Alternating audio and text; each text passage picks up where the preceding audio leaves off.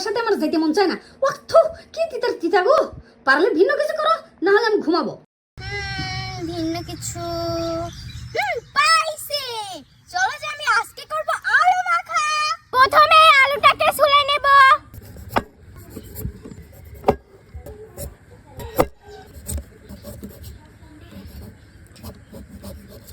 তো এবার আলুটাকে পিস পিস করে কেটে নেব।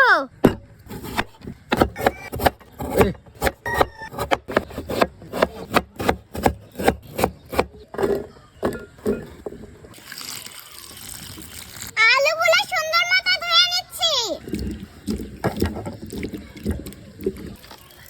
চুলা জ্বালিয়ে দিচ্ছি, তেল দিয়ে দিচ্ছি, আলু দিয়ে দিচ্ছি।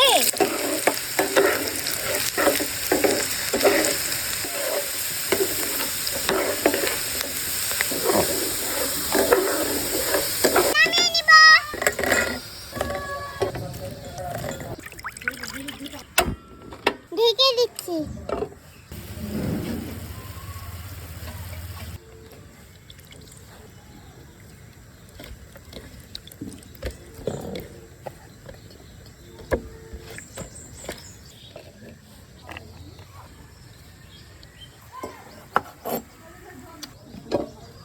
ডিম সিদ্ধ হইতেছে, তো এখন আমি নামিয়ে নিব। ঠান্ডা পানির ভিতরে চুবিয়ে রাখ।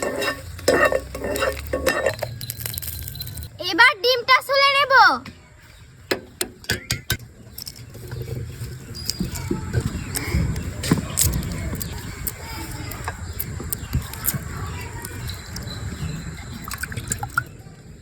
বন্ধুরা চলুন তো এবার আলু মাখানোটা বানানো যাক।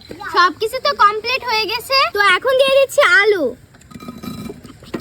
পেঁয়াজ কুচি দিয়ে দিচ্ছি, মরিচ কুচি দিয়ে দিচ্ছি, ধনিয়া পাতা দিয়ে দিচ্ছি, টমেটো কুচি দিয়ে দিচ্ছি, ডিম শুকনা মরিচ দিয়ে দিচ্ছি, বিট লবণ দিয়ে দিচ্ছি, ম্যাগি মশলা দিয়ে দিচ্ছি, ধনিয়া গুঁড়া দিয়ে দিচ্ছি।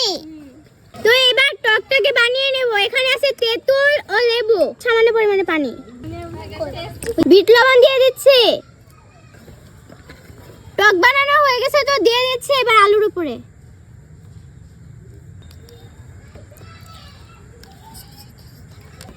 তো এবার মাখিয়ে নিচ্ছি।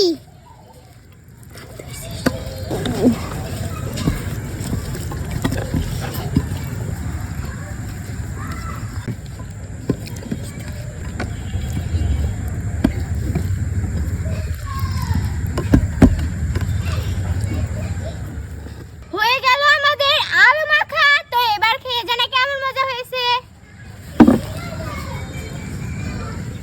বিসমিল্লাহ।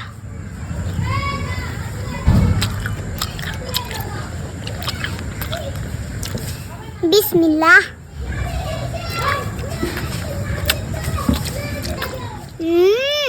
জামিয়া, আলু মামাকে তো ধন্যবাদ দিতেই হয়। হ্যাঁ আপু, অনেক মজা হয়েছে কিন্তু আলু মামা। দারুণ।